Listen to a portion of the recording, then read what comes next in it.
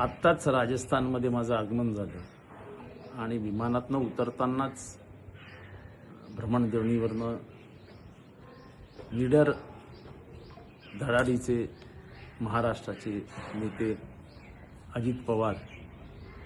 अजितदादा पवार यांच्या अपघाती निधनाची दुःखद वार्ता कानावर पडली। एका शब्दात त्यांचं वर्णन करायचं असेल तर निडर। कुठलाही निर्णय मनाशी घेतल्यानंतर परिणामांची चिंता न करता त्याची अंमलबजावणी करणं ही त्यांची हतोटी होती। त्यांचं चालणं, त्यांचं वागणं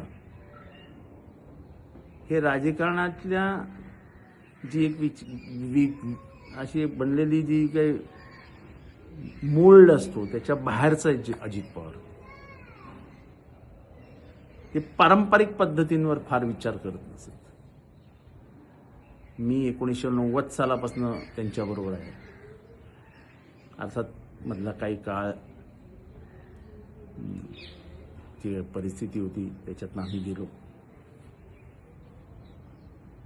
पण तरी आपलेपणा कधी हरवला नाही। मला वाटतं की आज महाराष्ट्राने एक चांगला नेता गमावला आहे, जी पोकळी भरून येणार नाही। पण सर्वात मोठी हानी झाली आहे ती पवार कुटुंबियांची। पवार कुटुंबियांचा वारसा खऱ्या अर्थाने पुढे घेऊन जाण्याची ताकद असलेला माणूस अजित पवार, नेमके तेच केले। ही हानी पण भरून निघू शकत नाही। या दुःखद प्रसंगी पवार कुटुंबियांना हे दुःख सहन करण्याची ताकद मिळो, याच्यापेक्षा आपण काय बोलू शकतो। पण महाराष्ट्राची झालेली हानी भरून निघू शकत नाही, एवढं म्हणतो अत्यंत प्रामाणिक मनाने मी सांगतो। महाराष्ट्राची मोठी हानी झाली। देव या मृतात्म्यास शांती देऊ, एवढीच प्रार्थना।